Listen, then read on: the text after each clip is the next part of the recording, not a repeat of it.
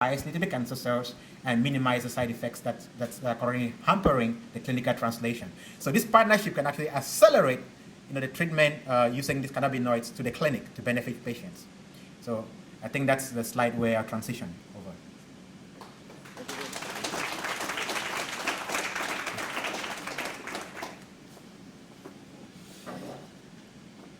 That's excellent, Will. What happened was when we signed our initial deal with Will and Dana-Farber Cancer Institute, it was based on one indication, which is cancer.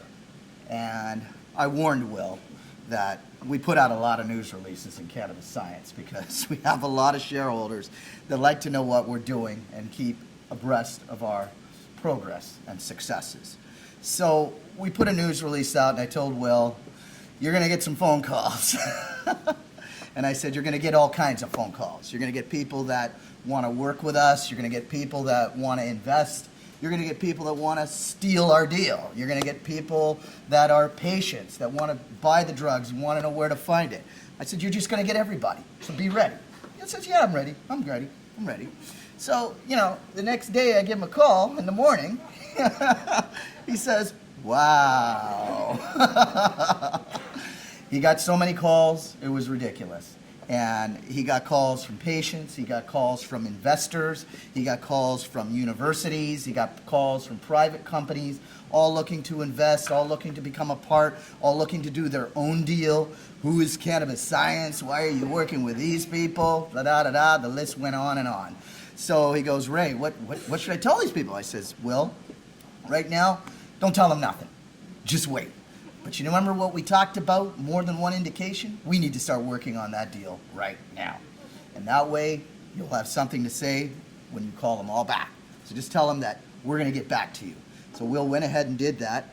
And maybe 2 weeks later, not even 2 weeks later, maybe 3 weeks later, we had a brand new deal signed with Dana-Farber, and we actually created the Medical Cannabis Science Institute at the Harvard Institute of Medicine. This is phenomenal. This is real history being made. Thank you. And, I would love it for everybody just to give Dr. Will Ngwa another hand for putting this all together. And his team, of course. So the idea is for us to be able to work with everybody. Universities, foundations, private corporations, private investors, and the rest of the diaspora around the world. We're looking to make a real world change. So what we're doing, the idea is that the actual institute itself will become the lead on a consortium of drug development companies, universities, private companies, private investors. We have people calling that their family members have passed away and they want to help, they want to invest, they want to donate, they want to do all these different things. So then we said, okay, let's expand the deal so it doesn't just cover cancer, but now we're talking about covering all different types of indications, such as cancers, AIDS, autism, Parkinson's. The list actually goes on and on and on. So what happens is now, before I even got out of the first meeting, a young lady, and Mel doing his thing, walks up to me and says, you two need to talk right now. And, I'm like, I'm Ray Dabney, nice to meet you. And she went on with her story. She is a professor at 2 different universities. She's got a laboratory in both of those universities, and they're very predominant universities. And she's a grant writer. She just received a very large grant in several $1 million, let's say. And she knows Dr. Will, she knows Mel, she knows all the members of our team, of course. So now she wants on board, and she will become one of the entities working with us within this framework. So it's a very, very exciting time for us, for sure. We also have 3 other universities in California that want to work with us. We also have another department within Harvard that I've been speaking to for some time now, and I've been putting them off, saying, hold on a minute, we got something for you, it's coming. And now they'll be watching, I'm sure. They see what we got for them. So we'll be working with them, and that's a study on PTSD and such. Yeah, so it's very important steps that are being made, and I'm just very proud to be a part of all this. And we look forward to hearing from all of you guys in your projects and becoming involved. I know that I've spoken in Washington, D.C. on a number of occasions, and I've met so many of you people, and it's just beautiful because I remember faces, but I'm not the best at names, so you got to excuse me. But a few times in, and I'll remember your name for sure. But definitely we want to work with everybody in all your areas of expertise. My goal is not, I don't know everything, we know that. But I need to work with the experts that are experts within their field so that we have the ability to move quickly to get these drugs on the market to the people that actually need them. Next, you've got the CFA. So I wanted Mel to say something about it, but I think he's already said it all. Everybody knows who Mel is. Mel has to be one of the best liaison introduction persons I've ever met in my life. He just gets the job done. He's not afraid to talk. He's not afraid to meet somebody new. He's not afraid to bring people together. And this is the most important thing, is communication. You know, sometimes, you know, even I get nervous. I want to talk to somebody, but, you know, I'll back up a little bit and second guess my thoughts. Well, Mel just grabbed me by the arm. Get over here. So we all have something to learn from you, Mel. So I just wanted to say a special thank you to you, Mel, for that. So again, in the CFA, the committee that I'm a vice chairman of is the African Healthcare Infrastructure Committee, and the 5 areas of development are healthcare infrastructure, food security, agriculture, education, training, technology, communications, and political policy environments. Each one of these areas, again, we go into a country or a city and we sit down with their leaders and we discuss where their issues are. And we make a list, we put together an action plan, and we use a lot of the different entities and corporations that we already own. But of course, we don't own them all, so we need partners working with us in specific areas of need that these African countries are looking for. So we're always looking for new partners. Please just get a hold of us, any of us. Just get a hold of anybody. Let us know what you're doing. We're looking to provide resources. We're looking to provide infrastructure. We're looking to provide everything that's needed to help the cause. And it's just not our cause. It's the world cause.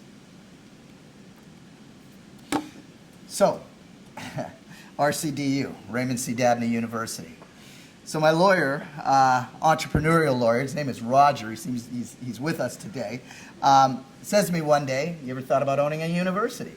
I said, "Well, of course, but I don't think I can."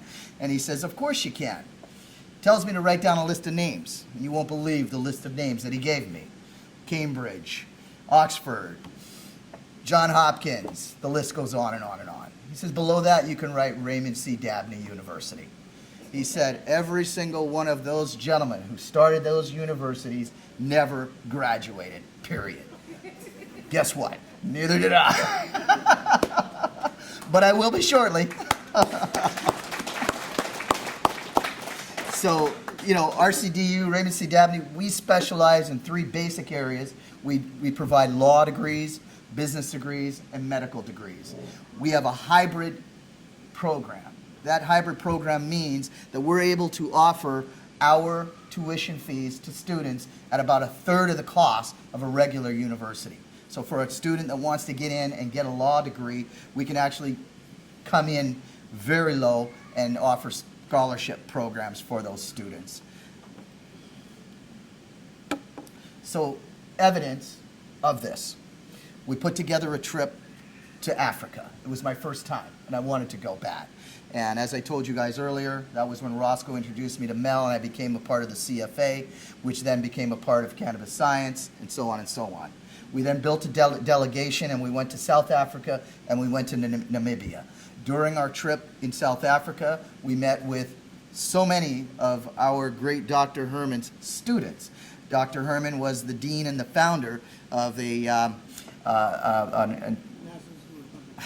National School of Public Health, which is a, a graduate school for medical doctors and such. So in all of our meetings in South Africa, every single one of these people that were in those positions of responsibility, well, maybe not everyone, 75% were calling him Prof. He was their actual professor. And now they're sitting in these great positions of responsibility with great respect for our chief medical officer, which gave us the ability to bypass the relationship and the track record bars because we made them. So thank you very much, Alan. That's great. Great work.